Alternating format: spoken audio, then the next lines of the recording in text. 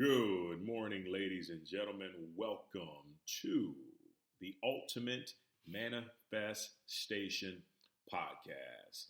Now, for all you new listeners checking in, I just want to say welcome. And I appreciate you taking the time out to tune in with us.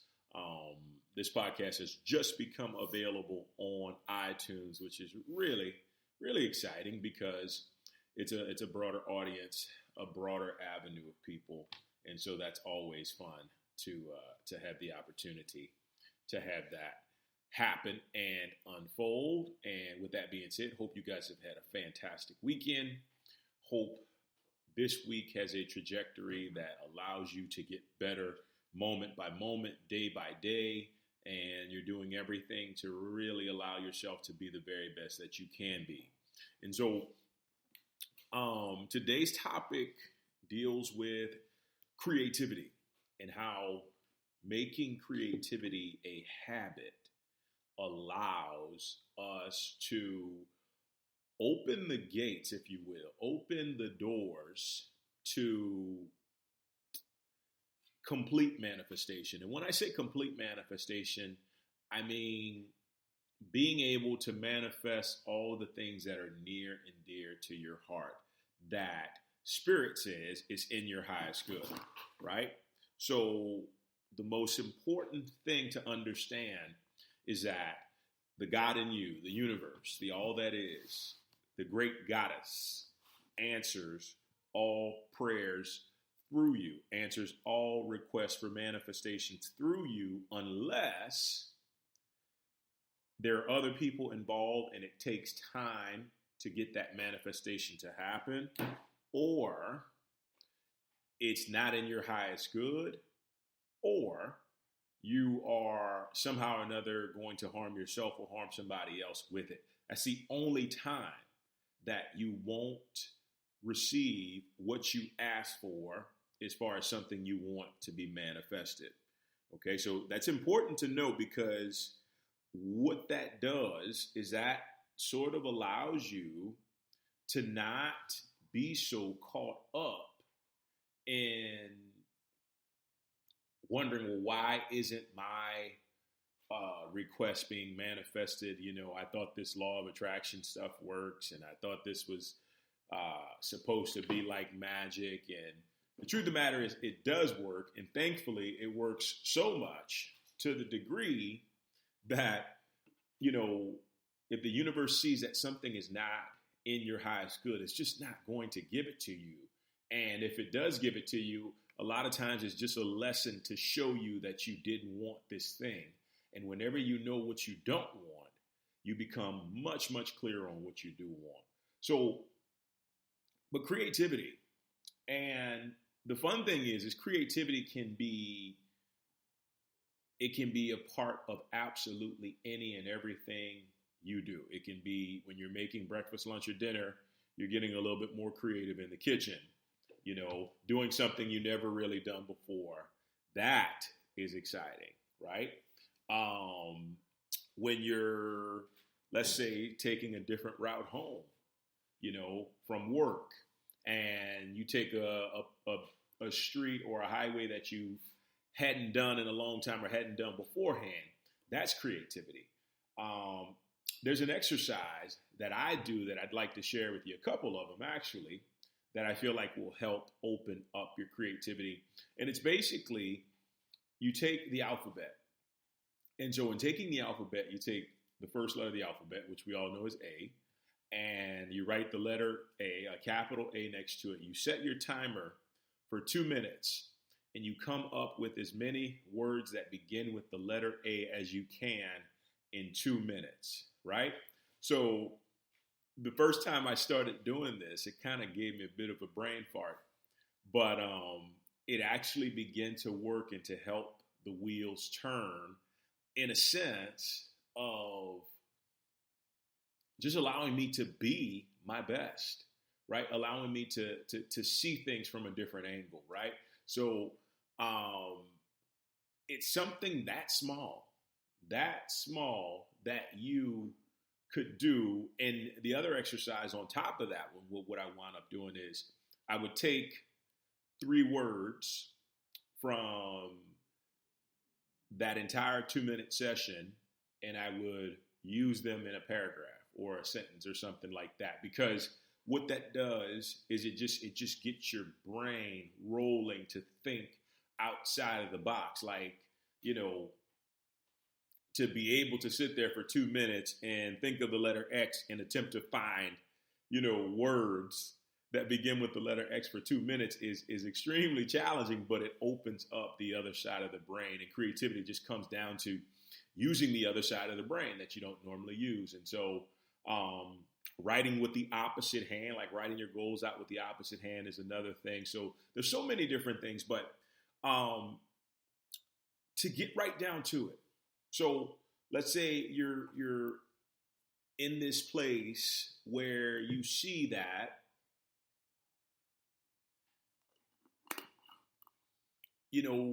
not much stuff is manifesting. You've been praying for stuff for a long time, but it just seems to be stagnant. It just seems to be not showing up for you. Okay? So when this happens, it's important to immediately check within yourself to see, okay, am I frustrated? Am I judging what's actually happening as to why this thing has not shown up yet? Because that can be a ginormous block to you receiving the thing that you truly want and desire, okay?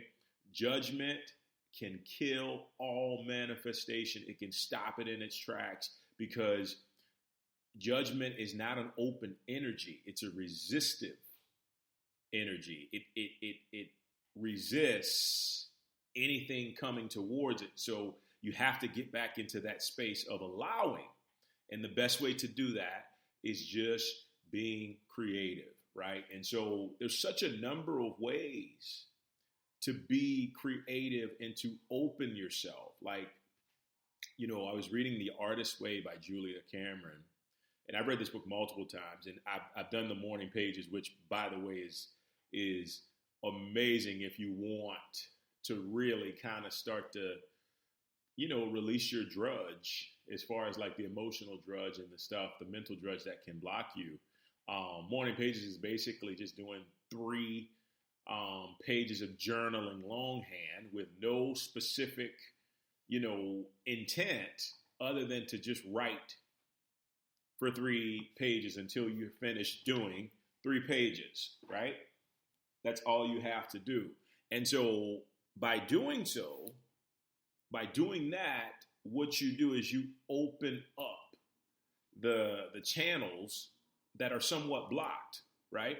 So when I first came across this, I'm like, oh, how am I going to have the time to write 3 long pages? But then, you know what? That's not the attitude to take. Like, the attitude I had to take was, you know what? This is going to not only help me in my career, but in my life and in every other area that, I'd like to see more creativity in. So by me making the opportunity and taking the opportunity to do it, I benefited. So some of the examples are people are writing scripts, people are writing books, finishing books that they've had on the shelf for like 12 years. They're starting new businesses, all because their creative channels were opened up, right? To not judge certain things. Because here's one of the most important things, and if you get nothing else from this podcast today, it's important that you get this. When you ask the universe for something, when you ask the God in you for something, a lot of times, almost all of the time, it will not come in a way that you think that it will, right? It will not come in a way that you think that it will. And the reason I say that is because the universe wants us to be open. The universe is not attempting to have us to be in a space of judgment to any degree, right? It just doesn't add up to us being our best if we're judging anything, right? You just can't. If you're looking to manifest your dream life, You just can't, because if you're stuck in judgment, here's one of the craziest things that tends to happen. Something seemingly bad can happen that actually opens up the channel for you to receive whatever it is that you've been wanting to manifest. And instead of being in a place of acceptance about what is transpiring right now, you wind up judging it, and then all of a sudden, what you desired can't manifest because you're so stuck on the bad thing that's unfolded. And I've got a perfect example of how that occurred in my life, and that's through Hurricane Katrina. So Hurricane Katrina, when I was living in New Orleans back about 15 years now, struck New Orleans. I left home. I didn't take anything with me other than a few things, right? Didn't take anything with me. When I say anything, I mean I had maybe like 3 articles of clothing, a toothbrush, a shaver, couple hats, and that was it. It was probably like enough to fit inside one of those mini duffel bags, because I thought I was going to be able to come back to my house and, restart up my life, So anyway, I took the 9-hour drive to Baton Rouge, as crazy as that sounds, but that's how the traffic was with all the contraflow and stuff of getting people out of the city. And I drove to Baton Rouge with the intent that I was going to come back to my home in New Orleans and not have any issues whatsoever. And then Katrina hit. And the storm itself wasn't too bad, but when the levees exploded on a mile to the east and a mile to the west of my house, 2 levees that is, that completely obliterated every single thing I owned at the time, other than the car, other than like a few articles of clothing. You can pretty much say the universe stripped me of everything that I thought was myself. It stripped me of it. And so initially, because keep in mind, I'm about to turn 24. I'm only 23 years old at this time. You get pissed off because you start to say, why me? Why am I going through this? Why is this happening to me and such and such? And then all of a sudden, I guess after about a day or two of heavy drinking, something just within me, and I wasn't a very, very spiritually inclined person at the time. I mean, I prayed, but I wasn't as in tune as I am now. Something inside me says, just give this a chance. And so that's what I did.